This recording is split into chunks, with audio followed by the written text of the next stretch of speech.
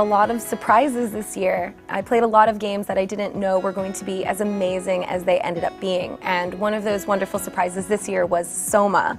It's from the same developers as Amnesia: A Dark Descent, so you'd imagine it to be this super terrifying, immersive horror experience. But Soma is something else, something completely unexpected. I don't want to give it away too much, but it's incredibly immersive. Imagine BioShock, but you get to go out into the water and explore the underwater world. So you're kind of in this world that used to be something great. It's now completely destroyed. It's absolutely beautiful, and I love the water life. I love exploring the world. But most importantly, and what really stuck with me, was the concept of humanity and what it means to be human. The next one on my list is not so much of a surprise because I played this at different play sessions throughout the year, and I've been looking forward to it since the initial reboot a few years ago. It's Tomb Raider, Rise of the Tomb Raider.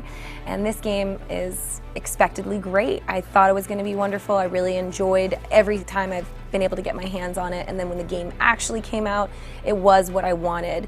You get to raid tombs, you get these great puzzles, you get a wonderful character experience. Like, Lara is my homegirl, and I love the idea of solving rich puzzles and figuring out these ancient secrets and then shooting some bad dudes in the face. There's even combat puzzles. So there's this one experience where you're under the ice and there's all these dudes around you, and you have to be able to take them out silently. You can't actually come out of the ice, so you're just kind of dropping them like flies one by one. And I love those tombs, I love the puzzles, and I love the combat, and I love being Lara. So that's an easy game on my list. So going back to surprises, something that I did not expect to love as much as I did was a little game called Ori and the Blind Forest, which was a Metroidvania style game that had so much heart and so much love built into it. I love Metroid style games, and this is the perfect example of that. It's a hardcore platformer that's disguised as this adorable, cutesy game. So you're playing this lovable little forest sprite, and within the very first opening moments of the game, I compared a lot to Pixar's Up because it's so emotional and you really fall in love with these characters. But then you find out that it is actually quite difficult of a platformer in itself. It's just an all-encompassing good game, especially if you like platformers, especially if you like hardcore platformers. Ori and the Blind Forest is an easy win. Next up is another story-driven surprise, and that was Until Dawn.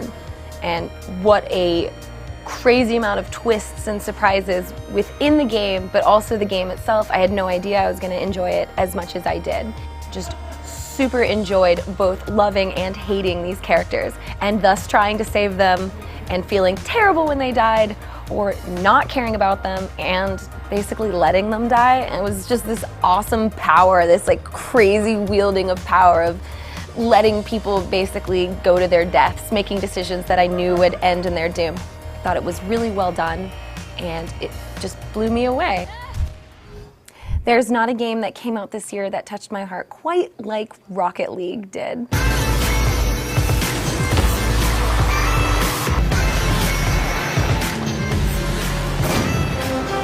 And that's why it's my favorite game of 2015.